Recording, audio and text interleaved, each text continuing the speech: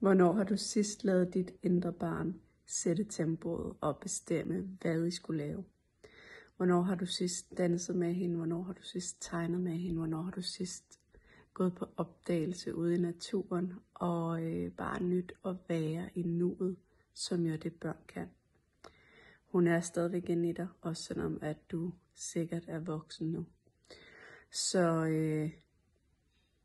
giv hende noget tid. Giv hende noget nærvær. Giv hende noget tid i nuet. Giv hende nogle sjove oplevelser.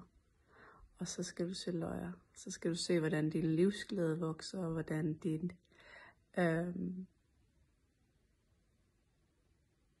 din følelse af værd vokser. Og hvordan din måde at være i verden på ændrer sig til en meget mere let og nydelsesfuld måde.